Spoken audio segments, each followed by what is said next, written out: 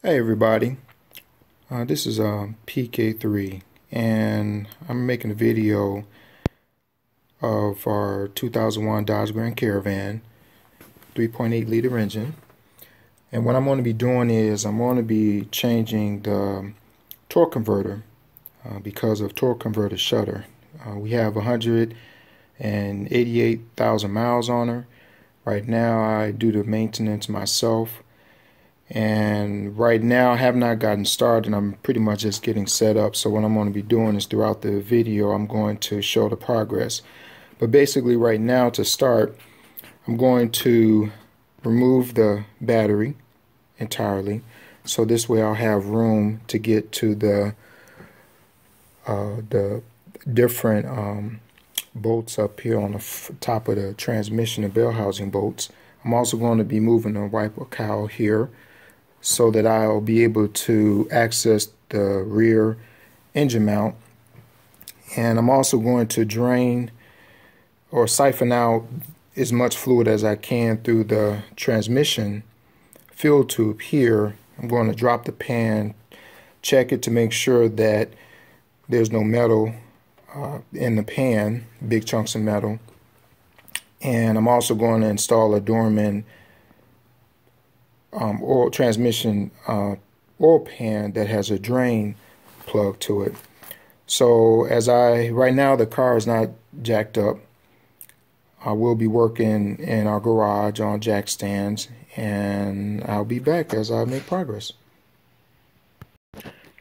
So as you guys can see, I removed the battery and the battery tray. I removed the wiper crawl and wiper assembly. I've also removed, I believe this is the cruise control, out of the way.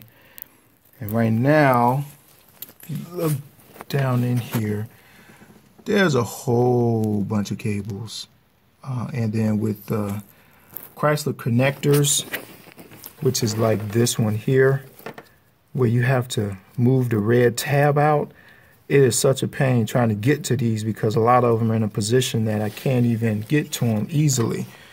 Like down here, there's another cable all the way down there, which there's a red tab, and I got to figure out how to undo that. And then of course I have all these other cables here, but then I got some all the way in the back there. You just gotta be taken unhooked. So yeah, so I'm making progress, slower than what I would have thought, but I'll report back. And right now I'm about to take off this the gear shifter link right here, so that that'll be unhooked. So yeah, okay, all right, see you in a little bit. So here's my progress so far. For about the last 2 hours, I've been trying to remove the bolts from the rear motor mount, which is right there. It's like right there. There's one screw, and then the other one is like right back there. And the problem is that it's such a close proximity that couldn't get my breaker bar back there. Couldn't get my ratchet, the bigger ones in there, to try to get a little leverage, because the bolts are like really tight on there. As a matter of fact, it looked like they had some Loctite on them. So you have the power steering hoses right here. You have a heater hose right here. You know, then you have all the exhaust manifold, and then you have the ABS electronics right here. So I had limited space with trying to get it out, but I finally got it done. With all the switches here, I pretty much started from the output speed sensor here and just kind of worked my way over. And then that wire there, what I did was I just came underneath the wheel well, and if you look right there, that's the actual plug for it. So I just unplugged it from right here, which was really easy. Just crawled up under. So now the next thing I'm going to do is I'm going to jack her up and start unhooking stuff from underneath. And I'm hoping that I won't have any other issues like 2 hours trying to remove 2 bolts. So anyway, I'll report back on my progress. So here's my progress so far. I was able to remove all of the connectors to the transmission. We got the right here, that's the output speed sensor.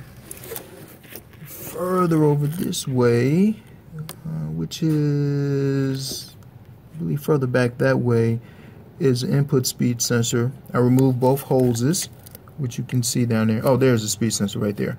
These are the 2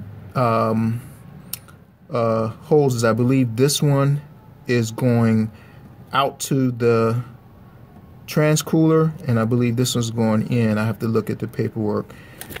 Disconnected the gear shift cable right here. The other cable that was all the way down there that I thought I was going to have a difficult time with, I was able to unhook it very easily. And what I did was I came underneath the wheel well here on the driver's side, and there's a connector. I was able to reach it from right here.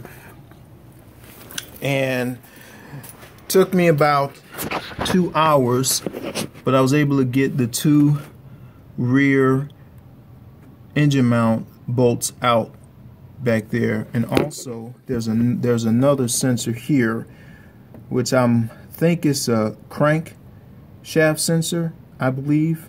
I'm not sure, but I disconnected that one too. And let's see, what else did I do up here? I think that was it. And you see I removed the battery and removed the wiper housing. Also the right here, this is the cruise control. So let me take you underneath and show you what I did under there. So under here, I already kind of jumped ahead, but I removed the torque converter cover, which is right here. It's 3 bolts. I believe the biggest one here, I think it was like a 15. It's either 15 or 18.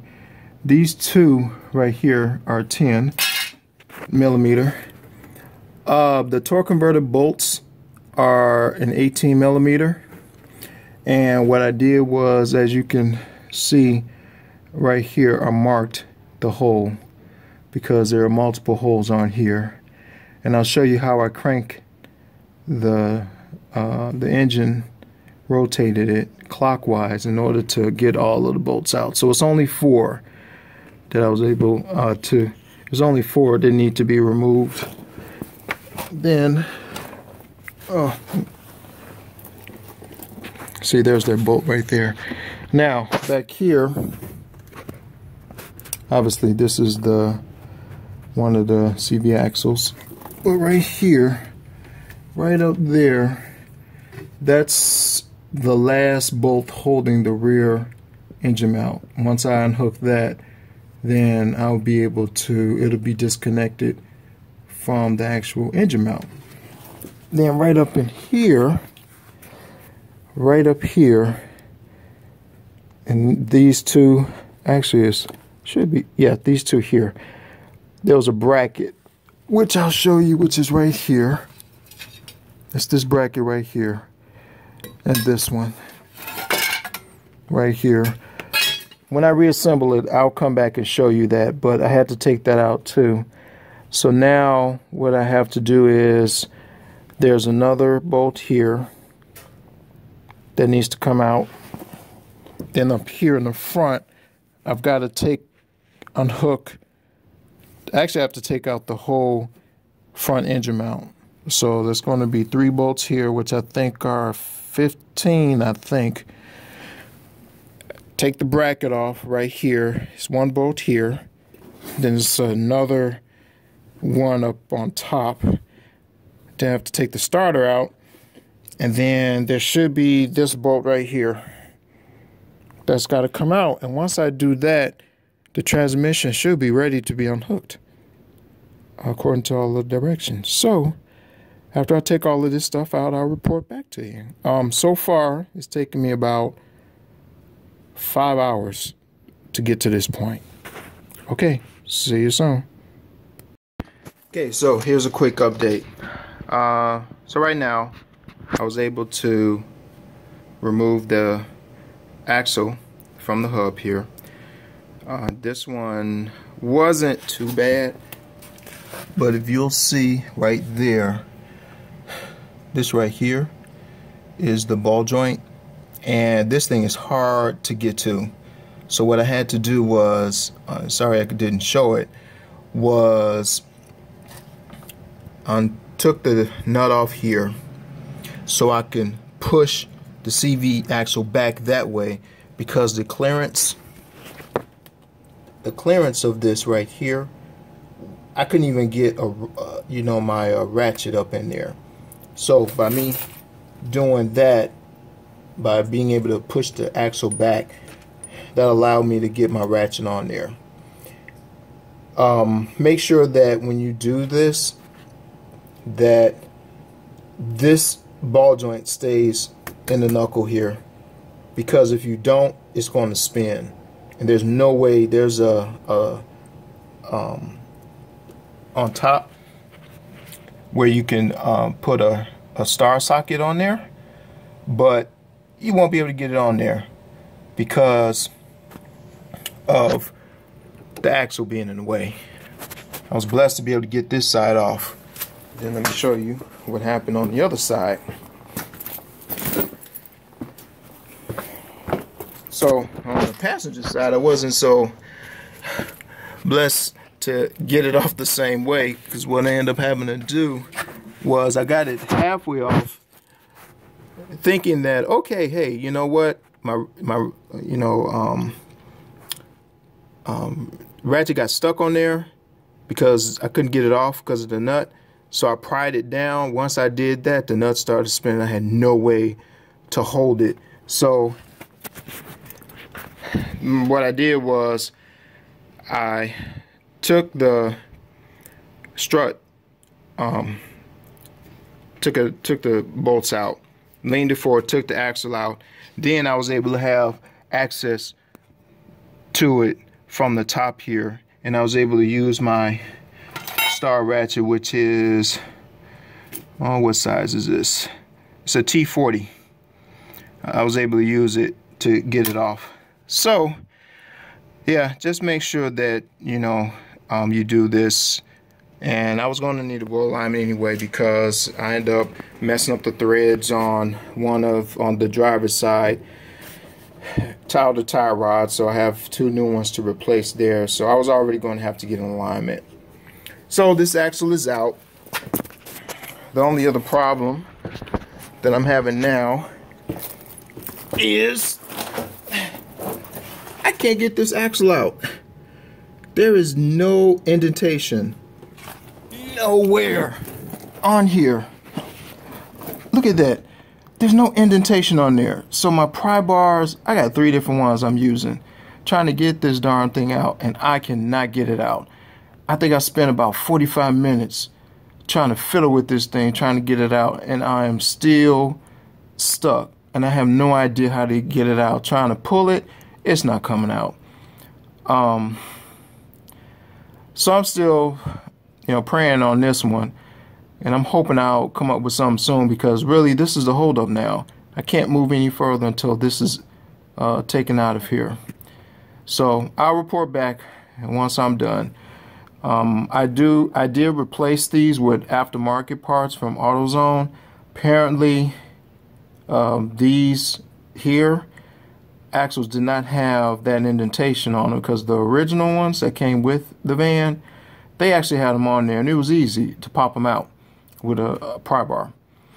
Okay, so that's my progress. So right now I'm going on 3 hours, and I really haven't gotten that far, but I'm making progress. So amen. All right.